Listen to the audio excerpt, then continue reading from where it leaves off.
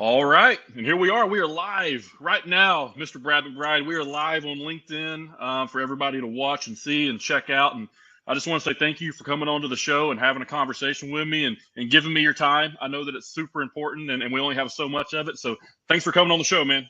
Hey, Gunnar, you're the man. I appreciate the opportunity to come on here with you. It's a pleasure. Thank you. Hey, well, there's not too many people in logistics that are out here that have, like a face and a following that both played college football, both have won a couple championships, both have jumped into logistics, and both find themselves on Zoom calls talking to each other. So I just wanted to keep this linebackers together and, get out here and talk some logistics. We've got to stick together, man. There's power in numbers, There is power in numbers. So, hey, man, well, I'd love to know, and I didn't do too much research on you or anything. I just want to know kind of, your background, getting to Oklahoma, playing there, kind of tell that brief story. I'm sure you've told it a million times, but and then how you found logistics after football. Oh, okay. Well, I didn't get to play football till I was in the 7th grade, and my mother wouldn't let me play Pee Wee football. And the first time I could play was in school organized sports, which was 7th grade. She came and picked me up for my first day of practice, and I looked at her and said, "Mom, I'm going to get a scholarship to play football for OU." And she looked at me like, "Yeah, right. Okay." 5 years later, where she's sitting next to me, and I look at her and I said, "I told you so," as I'm signing my letter of intent. But no, it was a lifelong dream to play football for the Sooners. And I was the traitor in my family. Everybody else went to Oklahoma State. But, I wanted to go play for a winning football team than trying to build one for a couple of many years. Nothing against the Cowboys. I love the Cowboys, Oklahoma State, but just not when they're playing the Sooners. I understand. I'm with you. And your time there, y'all won a national championship in 1985. So you played linebacker at Oklahoma. Is that correct? I did. I played linebacker. Brian Bosworth started in front of me for, his entire career there. And we've lost 5 games in 4 years. We played for 3 national championships. We won 1. We won 4 Big 8 championships, which was Big 8 back in the day. And it's just a lot of fun to be around. It was a successful team, a lot of successful people on the team. And it's, really we just pulled together and it was quite a family and quite an experience. And as you well know, Gunnar, athletics, and whether it's on the football field or if it's in the wrestling ring or whatever it is, there's a certain camaraderie that you have with everyone that it separates you. You think a little differently and you act a little differently. No, you absolutely do. There's something to that team environment and going through the struggles of 2-a-days and those early mornings, those late nights and parties. Parties are a big part of that whole scene in college. But it's a brother mentality that you get in college that you don't necessarily get in high school football. It's a little bit deeper bond in college. Did you experience the same thing?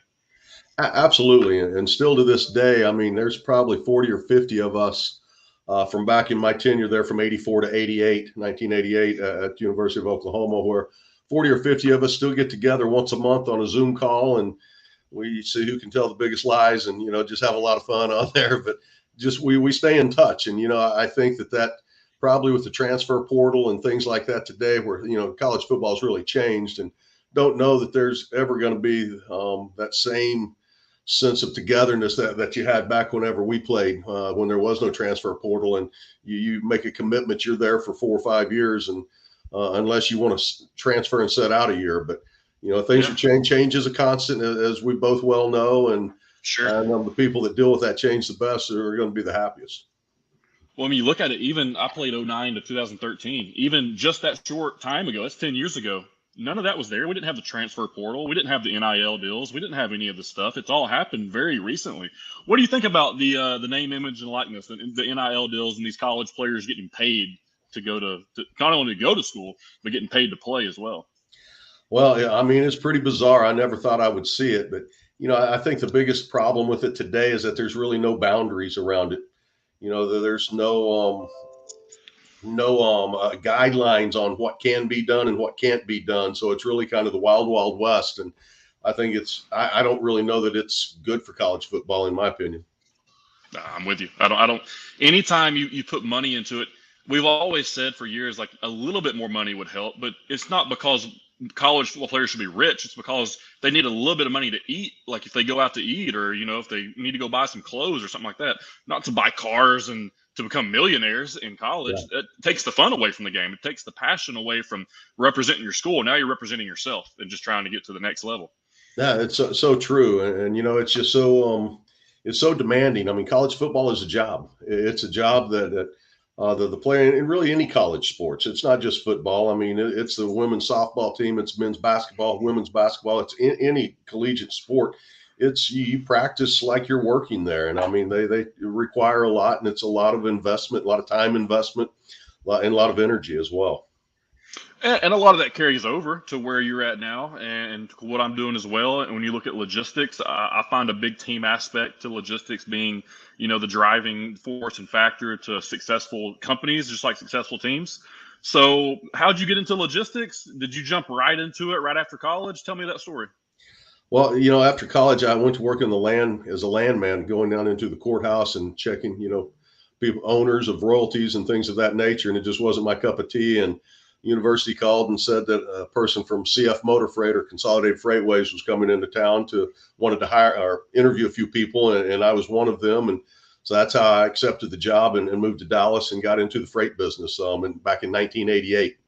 Wow. Moved to Dallas for Consolidated Freightways and ran their consolidation center and did dispatching, all sorts of things. It was great training for me as well, but I really had no clue about transportation. The one guy that I had met before I started the job, he asked me, he said, well, where are you going to work? And I said, oh, CF Motor Freight. And he said, oh, cornflakes. And I said, well, what can you tell me about the industry? And he said, well, I can tell you it's a very transient industry.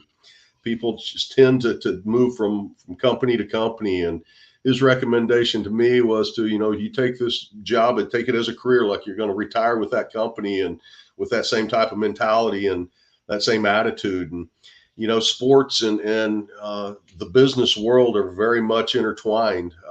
There can only be one quarterback on the team. And in order to have a solid team and a successful team, I mean, everybody has to know their position that they play. Everybody has to be comfortable with it. You have to, pull for your teammates, be there whenever they need help or vice versa. And, the college or the football, the sports theme really fits into the business. They're very hand in hand, a lot alike. No, I agree. I mean, everything that I model our team off of around here is for our sales team is I treat our sales team like it's a position, and I'm the position coach, and we have our position meetings. And then when you get together with your business development, your sales and your operations, now you're having a team meeting, and it's the same thing. It's the same type of ideology when it comes to sports and logistics. So you started out very, very basics in freight at the very bottom. Yeah. When did you start to move up a little bit? Because, I mean, if you started in 88, was born in 91, so I'm 31. so you've got 30 years of experience in this game. So that's a lot, man. I mean, that's a lot. So, when did you kind of hit your first management level or executive level type role in logistics? Well, I was working midnights on the consolidation center there at on Singleton Boulevard in Dallas, and anyone knows in the trucking industry that the midnight shift is really the one that makes it happen. You got all the trailers coming in that need to be unloaded and loaded to go out. And I noticed that I worked with a lot of athletes and military, and I went to the gentleman that hired me and I told him, I said, Mike Hickey was his name. I said, Mike, I see a lot of athletes and military people that I'm working with. I said, what's the deal here? And he looked at me like I had a third eye. And he said, well, Brad, that's real simple. it's military and athletes are some of the only people in this world that you can work 36 hours a day and nobody complains, I thought, there's some truth to that. So, yeah, I got off the dock shortly after that. I was, wearing my tie out, 2 a.m. in the morning on the docks, and I just couldn't wait to get out into sales. And I left from there, went into a dispatcher in Grand Prairie, and then into sales into Garland, Texas. And I did that for the CF Motor Freight till like 1993. And then I went into the freight forwarding business. And, really I ended up running, I was just really an area sales manager for CF. But whenever I moved into the freight forwarding industry is when I became vice president of sales. And ultimately, after Eagle Global Logistics had acquired Circle International, I moved to Miami to run sales for South America. Wow, that's really cool. So sales, I love sales. I think sales is probably the most the best job for an athlete to get into. I don't know why. I think it's that competitive edge and being able to see numbers and compete with people and compete with yourself, and it's very progressive and numbers driven. So I love sales. A lot of people don't, but I do. I do love sales. Obviously, you do as well. What are some tips to some young sales guys, or even from guys like myself or other people that have been in it for a while that don't want to, learn anything new or take any new strategies? What are some tips you'd give them to be the best version of a sales guy in 2022? Well, I think it's all about attitude and having the right attitude and having a positive attitude. And, I think today more than ever, it's about change. And the people that manage change are going to be the happy ones. I mean, change is a constant. It's never going to go away. And it's things that you don't control. And, from a sales standpoint, every time I had a customer tell me no, to me, it wasn't no. It was just no, not today, but maybe tomorrow. And it's all an attitude of taking those rejections and being able to pull your bootstraps back up and go back at it again, in the follow up. And I think follow up, consistency, being genuine, knowing your product. That's probably, me as a customer, I would much rather do business with an operations person that has been moved into sales, that knows the inner workings and how things happen, versus a salesperson trying to sell me something that really doesn't even understand how it's moved from point A to point B. So I think if you really bone up and you learn, how things move and everything behind the scenes from an operational standpoint, it's going to make you that much better of a salesperson, being able to lay that out to the customers in an intelligent way. I've said the same thing. I think that salespeople or anybody in logistics that end up selling the service, because that is the product, and you're selling the people at the company, because you don't necessarily have a product as a brokerage. You're just selling you. So when you're selling you got to be able to understand that you represent the company and understand what the company actually does and who makes those things happen and how they do them, because that's what you're selling. Because if you don't sell it exactly how your other coworker gets the job done and they do it a different way, well, now you just lie to the customer and they're like, hey man, the job might have got done, but it's not how you told me it was going to get serviced. So Yeah. we see that a lot. And I started operations, so I love that you touched on that. Yeah, well, I think you're much like I am, Gunner. You sell operations. I always tell my operations people that I can go out and beg, borrow, and just, I can get a shipment. I can get a customer to give me that one opportunity. But if my operations team doesn't handle it, or if I don't set that operations team up for success to handle that product and to make that customer excited and happy with the service, then you may never get that opportunity again. And so I think, being at Eagle Global Logistics, I started with them, I think in 1994, is about a $15 million company. Whenever I left them in 2003 to start Zero Down, we were approaching $2 billion. And that was in 10 short years. We went from 15 million to 2 billion. And you don't grow like that in any company unless you have both sales and operations really scaling at the same time. You can't have one outselling, our operations, or the operations team set up for success and there's no sales coming in to handle. So it's really a team effort that it takes everybody's involvement, everybody's dedication, everybody's focus to grow that company and at the same time in a successful manner. No, that made so much sense, because we've had some struggles at some companies I've been at where, sometimes you'll overfill operations and not have enough sales, and then you have to turn over people in operations, or you go heavy in sales and you get too many loads, so you don't have enough guys to cover it, and then you got people in sales trying to cover loads for operations. So there's not that constant yin and yang going up at the same time. So I definitely get that. How were you able to manage a sales team or your group or whatever and work together with operations to grow that at the same time? Is it just some synergy that you had from the upper level executives, or how'd that process work? Well, yeah, absolutely. I think it starts at the bottom up or the top down, either way, however you want to look at it. But it's I think from a sales perspective, in order to properly set your operations team up for success, you have to understand what they're going through and what it takes to onboard a client, what it takes to service that client based on, any nuances that they have or particular requirements that they have from a business rules aspect. But I think it's very important for salespeople to set things up. Back at Eagle, I did a presentation to all the salespeople at one time, and it was all about entertaining at the time and, building relationships customer eating out of your refrigerator than you have them eating out of your hand. Because, service failures, let's talk about service failures. I was in the time critical freight business at the time. If a shipment didn't get delivered, Nokia mobile phones back in the day had a production line that was going down, and being able to tell customers the good, the bad, the ugly all at the same time. And you don't get that information unless you're getting from your operations team, right? So it's a matter of collaborating, communicating, and then telling that customer, the good news and the bad news all at the same time. I mean, we used to have product installations where we'd have installers waiting. And I know if we missed a connection or something, I had to get on the phone and call the customer and say, hey, we missed a connection. Sometimes a service failure was not always a service failure if you could communicate. Makes sense. If they could push those in back to the afternoon versus the morning time, it can be salvaged. But it's all about communication and not being afraid to admit when you've done something wrong, when something has gone that's unexpected, that's going to impact the overall performance of your service.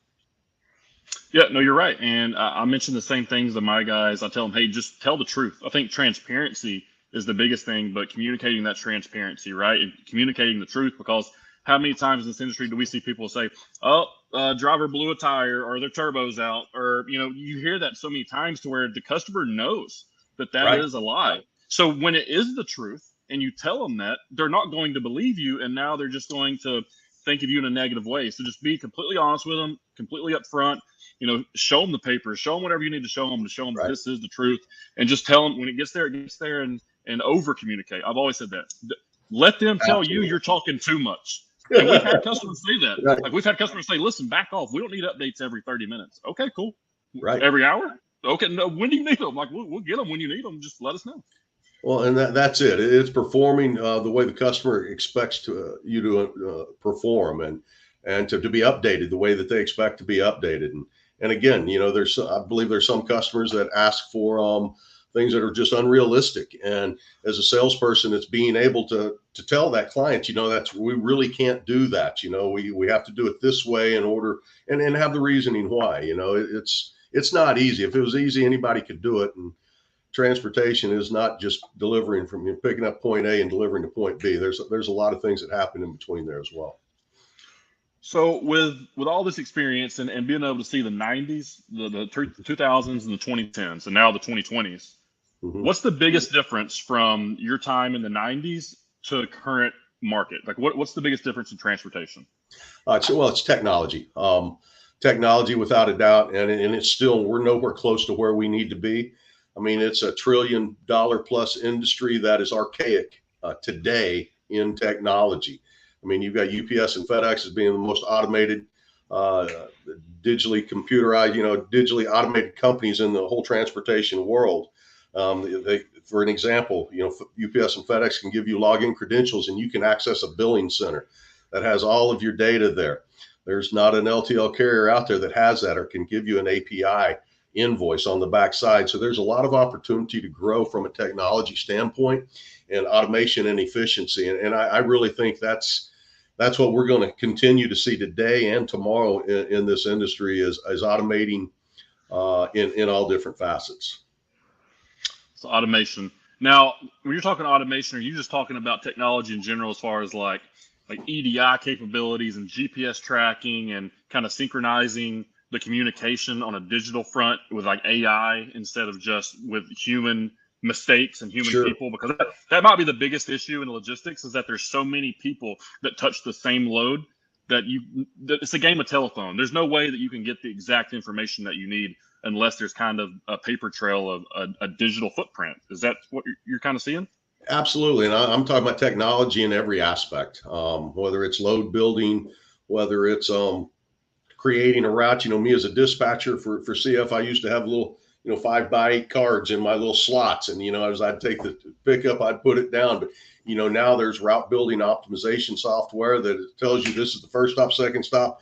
And, from an efficiency standpoint, in a perfect world, this is how that load should be delivered. And then you can pick up on your way back. I mean, there's all types of technology. From a client standpoint, there's that old saying that if you can't see it, you can't manage it. And, that is so true in today's world. I've got so many clients out there that have no clue about their their individual characteristics, where they're shipping to, where they're shipping from, just average characteristics. And there's technology in the marketplace today that delivers that. I mean, FreightOptics in itself is one login access to see all modes of transportation. And I encourage clients out there that if you don't have visibility to your data, there's plenty of companies out there that can provide it. And I encourage you to look at that, because it's going to save you money. It's going to reduce expense. It's going to impact your bottom line. And it's just going to make change can be good, right? And automation is going to bring good change to this industry. I agree. I think that it's going to elevate it a lot. I mean, like you said, trillion-dollar industry, and we haven't even scratched the surface, right? Every day something's got to move by truck. And I tell my guys, I'm like, a lot of times you'll hear people like, who do I go after? Like, what customers do I go after? Dude, look around. Everything that you can see or touch was moved by a truck at least twice. So you got to think, go after them. Go after everything. I remember when I was a little kid, Gunner, I remember seeing a bumper sticker, and it said, if you got it, a truck brought it. And it just really made a lot of sense to me that, and nobody really knew about shipping until Amazon came in with 2-day free shipping in 2 days. And everybody knew about shipping. Well, fast forward, back at the time Amazon came into existence, no one ever was talking about the supply chain.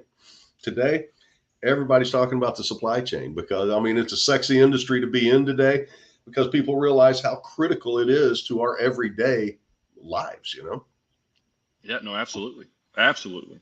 Well, Brad, a couple more questions for you. I'll get you out of here. I know you're busy. No but worries. one of the things I want to know, like your background. I know you said like your football and you get to logistics, but like tell me more about the man Brad. Like, what makes you you? Like, what makes you want to keep selling, and what makes you want to keep doing logistics? And you've reached kind of an executive level at a big company. You've seen all these sales. You've seen all this stuff. You've been doing this for 30 plus years. What makes you want to keep going? Well, I think, there's that saying, I don't like to work, Gunner. And anything that's not fun is work to me. I think the advice I can give is you have to like what you're doing. Find something that you enjoy, because you're going to probably do that more than anything else you do, and, spend more time at work than you do at home most of the time. But find something that excites you, find something that you're passionate about. And that's really it for me. I mean, I'm passionate about helping clients save money and reduce costs, improve efficiency, increase visibility, and just make a difference, make a difference in their everyday life. So, and that's really how Zero Down got started, was doing bid management projects. Because, whenever I was running sales for South America, all the bids came across my desk. And I mean, they were large companies, Nokia, Dell, Nintendo, I mean, large companies. And the bids that came across, they were very high level. And I looked at that, and it was kind of scratched my head saying, okay, well, either they don't have the time to pull that information together, or they don't have the knowledge in some cases. They're trying to get out of the office to go home, meet with their family, and eat dinner on time. But something caused people to just go out to their incumbent and get a bid, instead of going out to 5 or 6 different people in the industry. And, that's it. It's being able to automate, bring automation to those areas where a lot of that's done for you. So you're not having to do the things manually, and you've got technology to help you, bridge that gap and to make solid, actionable business decisions from it. But that's it. I mean, you got to love what you're doing. And if you don't like it, then you might want to look at another career, no matter what it is that you're doing, because, it's just no fun to work. Hey, when you spend a minimum of 40 hours a week doing one thing, you might as well enjoy it, right?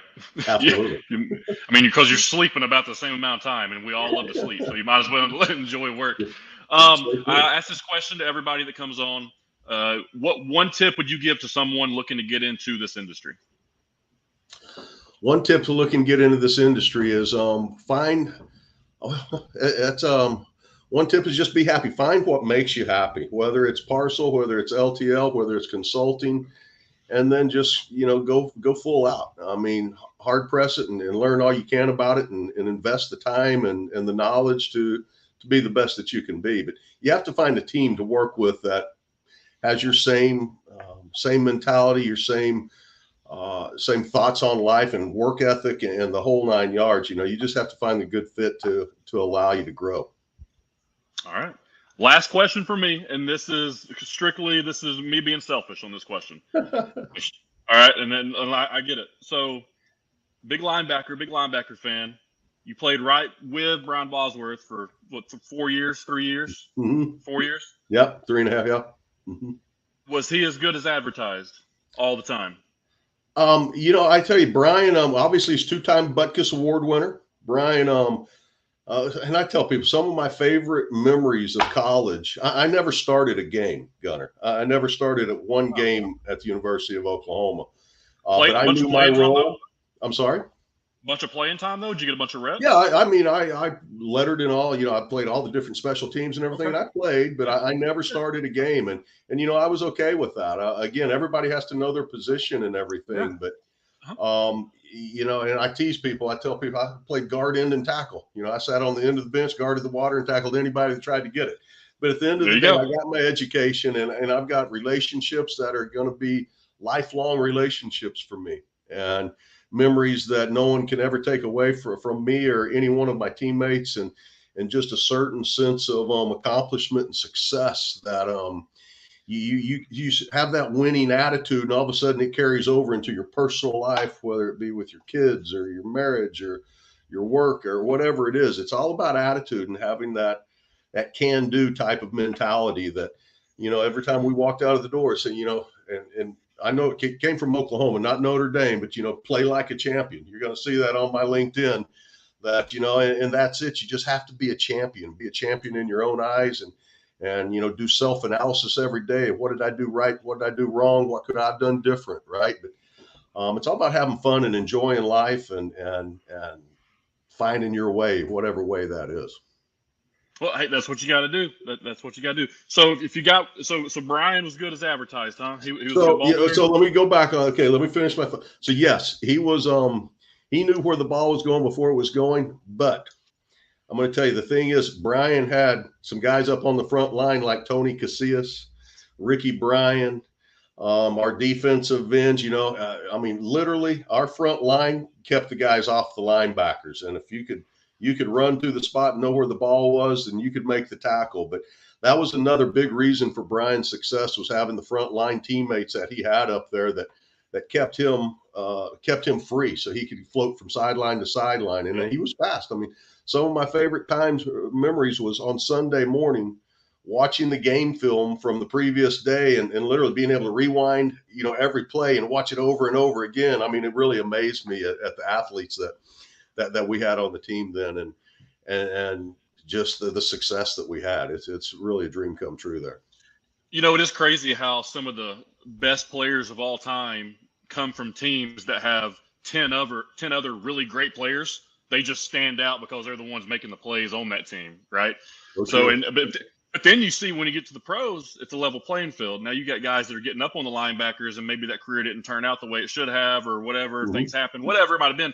But a lot of times it's a talent thing. Like, just because you have a really good college career doesn't mean you're more talented than other people. Then you see guys that have mediocre college careers that they put in the hard work and they're more talented, and they go to the NFL mm-hmm. and ball out. Guys like Jerry Rice, guys that didn't even play ball until they got into the high school, right? Yeah. And then goes out there and is the best receiver of all time. So I just love the history of linebackers, and Brian was the guy that stood out, right, in the 80s yep. and early 90s as far as linebackers goes. But Ray Lewis was always my guy. He's always number one, so it's hard to beat that guy.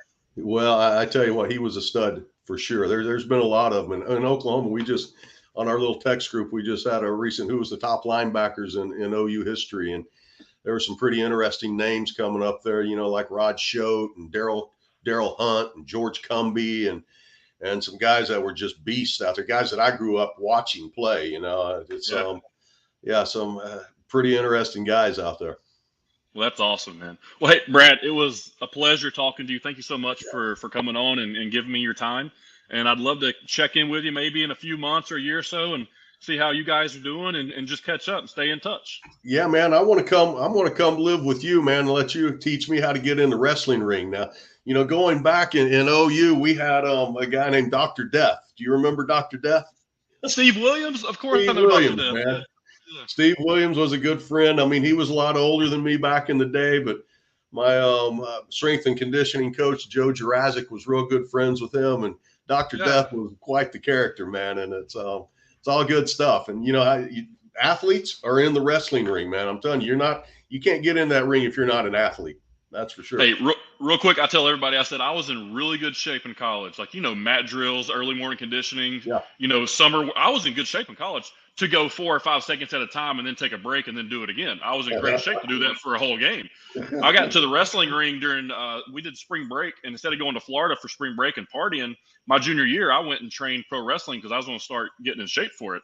Yeah. I was in the ring for 1 minute, hitting the ropes, and threw up. I'd never even thrown up at one college workout ever. And I was like, this is ridiculous. This is ridiculous. Different game, right? You do got to be in shape for that continuous movement. But, Brad, thank you so much for coming on, man. We'll have to get you down Chattanooga and get you in a ring. I'd love it. See you, Gunner. Thanks so much, All right, brother. See you, man.